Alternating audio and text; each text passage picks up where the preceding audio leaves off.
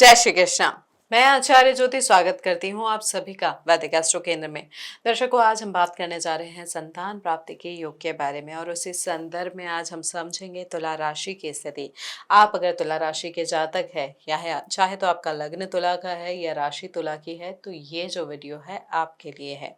संतान प्राप्ति जो जीवन का सबसे खूबसूरत सपना होता है, उसके लिए अगर आप इस महीने प्रयासरत हैं, कंसीव करने की प्लानिंग कर रहे हैं या आईवीएफ ट्रीटमेंट प्लान कर रहे हैं या इस महीने डिलीवरी की राह देख रहे हैं, तो ये वीडियो जो है आपके लिए है।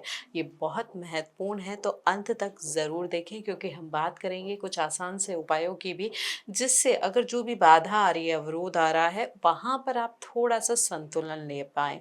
देखिए, कोई भी उपाय जो होता है, चीज़ों को आप ये देखिए, यहाँ पर कोई मैजिक वॉन्ड नहीं है, यहाँ पर कोई जादू की छड़ी नहीं घुमाई जाती है उपाय के माध्यम से। उपाय ये होते हैं कि समस्या आ रही है, लेकिन उस समस्या को सुलझाने की या फेस करने की आपको हिम्मत आए, आपको कोई सपोर्ट देने आए, आपको कोई गाइडेंस देने आए, आपको कोई एडवाइस देने आए, यही होता है उपायों के माध्यम से। जितनी श्रद्धा के साथ करेंगे, नियमितता के साथ करेंगे, उतना ही उनका प्रभाव बढ़ता है। तो वीडियो को अंत तक ज़रूर देखें। और अभी हमारे चैनल को अगर आपने सब्सक्राइब नहीं किया है, तो बेल बटन दबाकर हमारे चैनल को सब्सक्राइब ज़रूर करें। चलिए दर्शकों, बात करते हैं ग्रहों की स्थिति की। जो हमारे तुला राशि के जातक जो है, उनके लिए ग्रहों की स्थिति क्या बन रही है, क्या कह रही है। सबसे पहले बात करते हैं पंचम भाव की। पंचम भाव में हमारे तुला राशि के जातकों के लिए जो राशि आ रही है, वो आ रही है कुंभ राशि। अब कुंभ राशि के स्वामी होते हैं शनि। शनि इस समय बैठे हैं छठे भाव में और वो बैठे हैं मीन राशि में। साथ ही महत्वपूर्ण होता है आपका भाग्य भाव, क्योंकि भाग्य के बिना और फैमिली के सपोर्ट यानी दूसरे घर के बिना संतान प्राप्ति का योग जो है वो मजबूती नहीं प्राप्त करता है। अब आपके भाग्य भाव में है मिथुन राशि, जहाँ पे बैठे हैं सूर्य, और आपके परिवार के भाव यानी कुटुंब भाव में है वृश्चिक राशि, जिसके स्वामी मंगल बैठे हैं अष्टम भाव में। देखिए, यहाँ पर ओवरऑल स्थिति को अगर हम समझें, सबसे पहले संतानेश की बात करते हैं। शनि जो है छठे भाव में है। उपचय भाव का शनि ना एक स्थिरता लाता है, एक लड़ने की क्षमता आती है। जो भी होता है, जो एक जुझारूपन कहते हैं कि नहीं, यहाँ हमें अपने जो स्थिति है उसको और मजबूती देनी है, प्रयास करते रहने हैं। समस्या आ रही है, लेकिन समस्याओं को फेस करना है। तो यहाँ पर शनि की स्थिति कुछ इस तरीके का ही प्रभाव दे रही है। यहाँ पर हो सकता है कि आपका जो मेडिकल डायग्नोसिस है या जो मेडिकल ट्रीटमेंट है, उसमें कुछ डिले चल रहा हो। ट्रीटमेंट हो सकता है काफ़ी समय से चल रहा हो, लेकिन उसका रिजल्ट अभी तक आपको नहीं दिखाई दे रहा हो। यहाँ पर ये जो स्थिति है कुछ इस तरीके की तरफ इशारा कर रही है। हालांकि महीने के अंत में जब शनि वक्री हो जाएंगे, तो आपको एकदम से इम्पैक्ट दिखेगा, रिजल्ट दिखेगा। या तो आपका डॉक्टर चेंज होगा, या मेडिकल ट्रीटमेंट चेंज होगा, या मेडिसिन आपकी यहाँ पर बदलेगी, जिसकी वजह से जो डिले था इतने समय से, जो चीज़ें अटक रही थी, वहाँ पर आपको इमीडिएट रिलीफ मिलेगा, इमीडिएट आपको रिजल्ट दिखेगा। अब यहाँ पर एक जो महत्वपूर्ण चीज़ है हमारे दर्शकों की जानने के लिए, कि राहु बैठे हैं पंचम भाव में। राहु में जब पंचम भाव में होते हैं, तो यहाँ पर अगर हम क्लासिक टेक्स्ट की बात करें, तो यहाँ पर सर्प दोष बन जाता है। सर्प दोष की वजह से संतान प्राप्ति में ना अवरोध की स्थिति बनती है। लेकिन क्योंकि हम देश काल पात्र को समझ रहे हैं, तो यहाँ पर देश काल पात्र के अनुसार अगर आप आईवीएफ ट्रीटमेंट या कोई टेक्निकल हेल्प के थ्रू या प्रोसीजर के थ्रू या ऐसे ही इनोवेटिव मेथड के थ्रू संतान प्राप्ति के लिए प्रयासरत हैं, तो इस महीने आपको साथ मिलेगा भाग्य का। यहाँ पर ये जो स्थिति है, ऐसे जो मेडिकल प्रोसीजर होते हैं जिसमें टेक्नोलॉजी एडवांसमेंट होते हैं, वहाँ पर सपोर्ट आएगा। ये ध्यान रखिए कि गुरु भी उच्च के होके बैठे हैं आपके दशम भाव में, यानी केंद्र में बना रहे हैं हंस महापुरुष योग। लेकिन एक जो छोटी सी टेक्निकल चीज़ है जो हमारे दर्शकों को जानना ज़रूरी है, कि ये षडाष्टक भी बना रहे हैं, यानी संतान भाव से अष्टम भाव की स्थिति बन रही है। छठा आठवां भाव जो होता है, वो कब बहुत ज़्यादा सपोर्ट नहीं लेके आता है। कुछ ना कुछ ऑब्स्टेकल्स होते हैं, कुछ ना कुछ अवरोध होते हैं। तो यहाँ पर राहु की स्थिति पॉजिटिव इशारा ज़रूर कर रही है, और जो पंचमहाभूत महापुरुष योग है वो भी सपोर्ट कर रहा है। लेकिन यहाँ पर ये ध्यान रखें कि आपका जो वर्क लाइफ बैलेंस होगा या जो आपकी फैमिली का सपोर्ट होगा या जो फाइनेंशियल कंडीशन होगी, ये संतान प्राप्ति के योग में हेल्प भी कर सकती है और बाधा भी लेके आ सकती है। ये दोनों चीज़ें बहुत महत्वपूर्ण हैं। डिपेंड करेगा कि आपकी अभी दशा कौन सी चल रही है और संतानेश यानी जो शनि है आपकी जन्म कुंडली में किस स्थिति में है।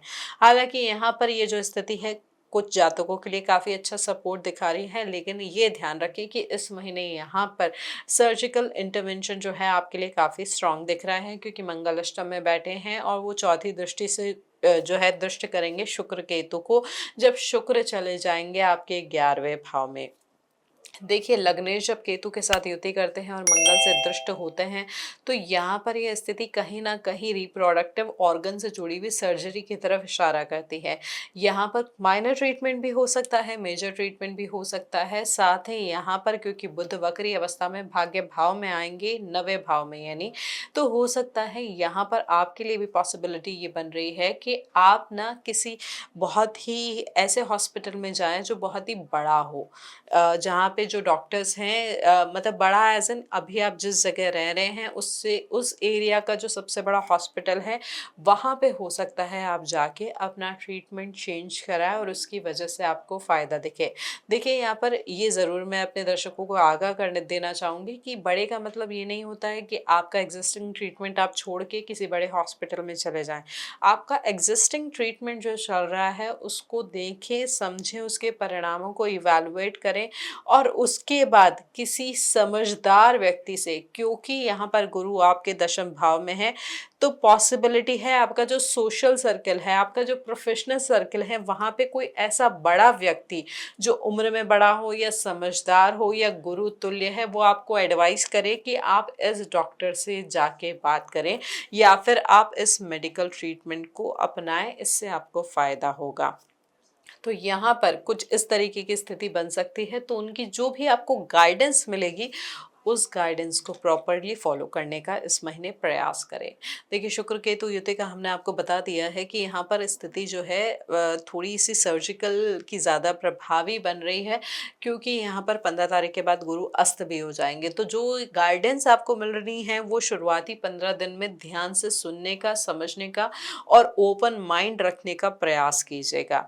यहाँ पर ये महीना जो कह रहा है कि देखिए, काम और पर्सनल लाइफ के बीच में बैलेंस भी थोड़ा सा डगमगा सकता है, इसलिए अपने स्ट्रेस को, अपनी लाइफ को थोड़ा सा बैलेंस में लाने का प्रयास कीजिए। देखिए, तुला राशि होती है बैलेंस की राशि। आप चाहते हैं कि संभरी रहे चीज़ें, एक जो है जो भार है वो इक्वल रहे, लेकिन यहाँ पर इम्बैलेंस की सिचुएशन जब आ जाएगी तो आपका जो फिजिकल सिस्टम है या आपकी जो फर्टिलिटी है, दोनों ही प्रभावित होगी। तो सबसे पहले यहाँ पर आपको बैलेंस लेके आना होगा अपने वर्क लाइफ पे, जो ये है प्रोफेशनल लाइफ और पर्सनल लाइफ को कैसे आप मैनेज कर सकते हैं, कैसे बैलेंस आउट कर सकते हैं। ऑफिस का काम घर नहीं लेके आइए और घर की परेशानियां ऑफिस में नहीं लेके जाइए। जल्दबाजी से बचें और शांति से, समझदारी से काम जो है बनाने का प्रयास करें। मेडिकल गाइडेंस जो है उनको भी प्रॉपर्ली फॉलो करें। देखिए, यहाँ पर इस महीने आपके लिए मांगलिक दोष भी बन रहा है। अष्टम का मंगल जो है मंगल दोष देता है। तो यहाँ पर जो आपके पितृपक्ष हैं, जो परिवार की जो एंसेस्टर्स हैं, उनका भी सम्मान करें, घर के बड़े बुजुर्गों का आशीर्वाद लें। यहाँ पर यह स्थिति आपके लिए उनका आशीर्वाद, उनकी गाइडेंस, वो भी आपके लिए बहुत महत्वपूर्ण रहेगी। तो ये है दर्शकों हमारा विश्लेषण ग्रहों के आधार पर वृहद स्तर पे। अब जानते हैं एक एक आयाम को किस तरीके से प्रभावित कर रहे हैं। देखिए, इस महीने अगर आप कंसीव करने का प्रयास कर रहे हैं तो महीने के जो शुरुआती दिन है वो आपके लिए काफ़ी फेवरेबल है, काफ़ी अनुकूल स्थिति दिख रही है। स्पेशली अगर आप यहाँ पर कोई टेक्निकल सपोर्ट ले रहे हैं, कोई जो लेटेस्ट टेक्नोलॉजी है उसका हेल्प ले रहे हैं, या यहाँ पर देखिए हो सकता है कोई माइनर प्रोसीजर के बाद जो संतान प्राप्ति के योग है वो भी आपके लिए मजबूत हो जाएंगे, क्योंकि जो संतान भाव के स्वामी हैं उनकी स्थिति और जो आपके लग्न संतानेश है उनकी स्थिति महीने की शुरुआत में सपोर्ट दे रही है। हालांकि संतानेश महीने के अंत में जो है वक्री हो जाएंगे, तब प्रोसेस में कुछ रुकावटें आ सकती हैं। इस दौरान जो महिलाएं हैं वो हार्मोनल या थायराइड या स्ट्रेस लेवल को ना कंट्रोल में रखने का प्रयास करें, और महीने के दूसरे हाफ में कोई भी जो मेडिकल एडवाइस है उससे जुड़ी हुई लापरवाही ना बरते। वो लापरवाही थोड़ा सा नुकसान दे सकती है। और यदि आप आईवीएफ के बारे में सोच रहे हैं, इस टेक्नोलॉजी को यूज़ करके, इस प्रोसीजर को अपना के संतान प्राप्ति के लिए प्रयास करने की सोच रहे हैं जुलाई के महीने में, तो यहाँ पर संतान प्राप्ति के योग जो है आपके लिए स्ट्रांग है। यहाँ पर 7 जुलाई के आसपास जो आपकी स्थिति थी, चाहे कोई पुराने रुके हुए जो मेडिकल प्रोसीजर थे वो दोबारा इनिशिएट हो सकते हैं, और उनके इनिशिएशन के लिए ये समय बहुत अच्छा होगा। महीने के अंत में बस वही ध्यान रखना है कि आपका ट्रीटमेंट अगर आखिरी हफ्ते में शेड्यूल है तो वहाँ पर टाइमिंग बहुत क्रिटिकल होगी। टाइमिंग का ध्यान रखना है। डॉक्टर जो भी एडवाइस कर रहे हैं, चाहे दवाइयों का टाइम या फिर आपके डायग्नोसिस या ट्रीटमेंट या प्रोसीजर का टाइम, उसको लेके बिल्कुल भी लापरवाही ना बरतें। अब जिन जातकों की डिलीवरी एक्सपेक्टेड है जुलाई के महीने में, उनके लिए हम बात करें तो देखिए, शुरुआती जो समय है, शुरुआती समय में जल तत्व की जो राशि है यानी कर्क में गुरु शुक्र की उपस्थिति नॉर्मल और नेचुरल डिलीवरी की तरह मजबूत इशारा कर रही है। काफ़ी अच्छी स्थिति है, काफ़ी जो हमारे तुला राशि के जातक हैं उनके लिए। बस महीने के उत्तरार्ध में हो सकता है थोड़ी चीज़ें आपके लिए उतनी फेवरेबल ना हो। यहाँ पर शरीर में हीट बढ़ सकती है, ब्लड प्रेशर से जुड़ी हुई समस्या आ सकती है। साथ ही यहाँ पर आपका जो देखिए, यहाँ पर ब्लड प्रेशर एकदम से हाइक भी हो सकता है, एकदम से लो भी जा सकता है, तो इस चीज़ को नज़रअंदाज बिल्कुल नहीं करना है। जो भी थोड़ी सी भी प्रॉब्लम लग रही है तो अपने डॉक्टर से टाइमली जाके कंसल्ट करें।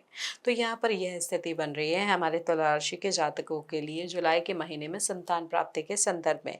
अब बात करते हैं कुछ आसान से उपायों की, जिनको करके आप ग्रहों के प्रभाव को संतुलित कर सकते हैं और संतान प्राप्ति के योग को और मजबूत कर सकते हैं। देखिए, यहाँ पर शनि वक्री हो रहे हैं जो आपके संतान भाव के स्वामी हैं, तो सबसे महत्वपूर्ण है शनिवार को किसी ज़रूरतमंद की मदद करना, और कोशिश करें कि शनि मंदिर के पास अगर कोई पीपल का पेड़ हो तो उसके पास जाके सरसों के तेल का दीपक ज़रूर जलाएं। ये प्रयास, ये उपाय जो हैं आपके संतान प्राप्ति के योग की जो भी बाधाएं हैं उनको कम करेंगे। साथ ही आप क्या कर सकते हैं, संतान गोपाल मंत्र का जाप कर सकते हैं, और हर गुरुवार को विष्णु सहस्त्र नाम का पाठ भी कर सकते हैं। ये आपके होने वाले संतान को और उसकी डेस्टिनी को मजबूती प्रदान करेगा। जो योग है उसको भी मजबूत करेंगे, और जो संतान का भाग्य है उसको भी मजबूत करेगी ये स्थिति। तो ये पाठ जो है पूरे श्रद्धा के साथ करें।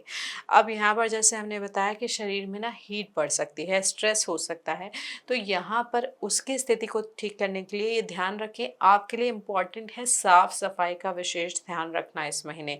साथ ही सुबह शाम हल्के प्राणायाम करें डॉक्टर की गाइडेंस के साथ, ताकि शरीर में ऑक्सीजन का फ्लो जो है वो सही रहे और तनाव आपके हार्मोन्स को बहुत ज़्यादा फ्लक्चुएट ना करें। तो दर्शकों, ये था हमारा विश्लेषण जुलाई के महीने का तुला राशि के जातकों के लिए उपायों के साथ। जैसा हम हर बार कहते हैं दर्शकों, उपाय महत्वपूर्ण तभी, जो उसका परिणाम होता है वो तभी आता है जब आप श्रद्धा के साथ और नियमितता के साथ इन उपायों को अपनाते हैं।